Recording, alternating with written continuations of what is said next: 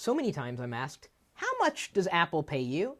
To which I respond, nothing, because they kicked me out of their affiliate program. I make zero anytime I talk about an Apple product. Nothing. I can't. They won't let me. Apple doesn't like me.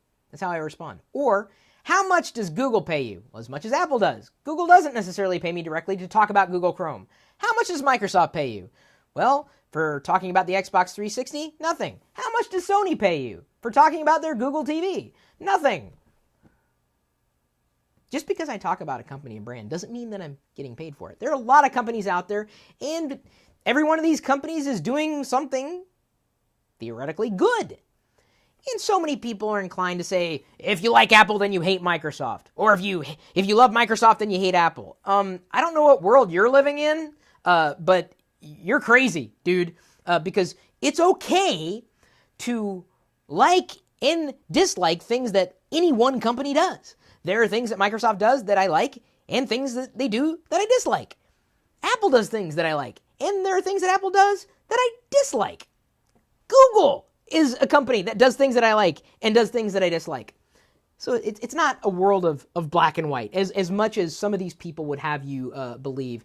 My favorite is someone accusing me of being an Apple fanboy for having purchased a Amazon Kindle Fire. What? Huh?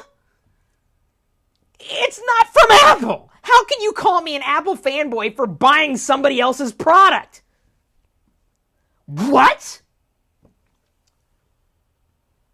Talk about a leap in logic. So, we've written an article and, played both sides of the fence. And we did that, I think, as well we should. On 10 failures from both Apple and Microsoft. I know you're saying to yourself, but Microsoft is perfect. Or maybe you're saying to yourself, but Apple is perfect. You can't like one and not the other. It's crazy. My head's going to explode. I can't like both. I can't like both. I can't like both. Chill the freak out.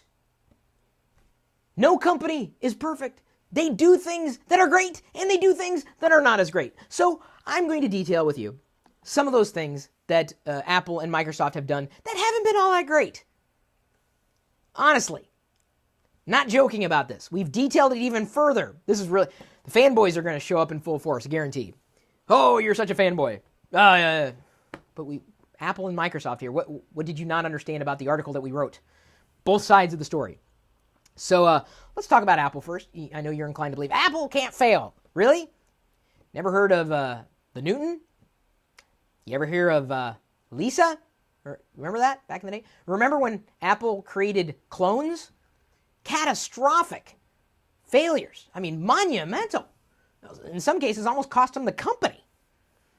Apple, hasn't always done well. They really haven't. Even some of their products today, you could say, well, it's not as successful. Well, how do you define success? Some of these products, though, have been outright failures. Okay, there's a few from Apple. We've got a few more in the article. You can agree or disagree. I'm sure you're going to do that anyway. Well, hopefully you agree or disagree. You're not in the middle. Or you can do both. It's okay. You can live in both sides.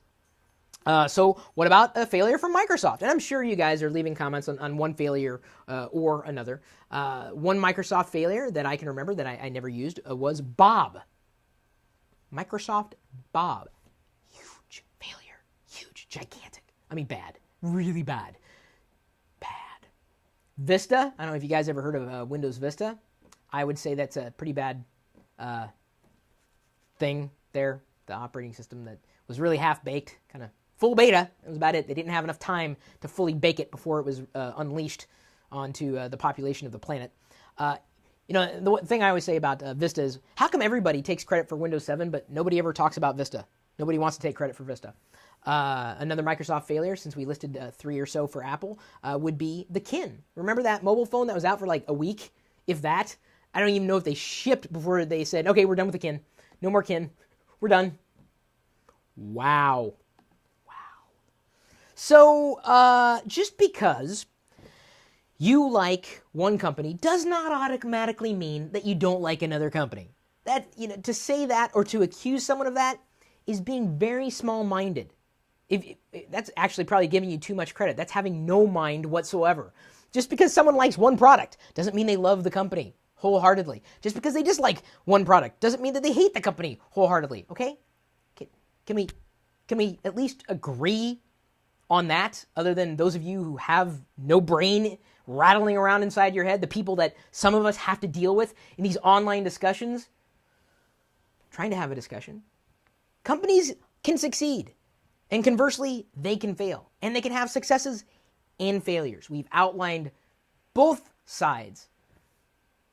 Well, if you consider Apple and Microsoft diametrically opposed, although comparing Apple to Microsoft isn't always that fair. It really isn't. You can compare Apple to something like Dell, and that'd be a more fair comparison. More fair? Fairer comparison?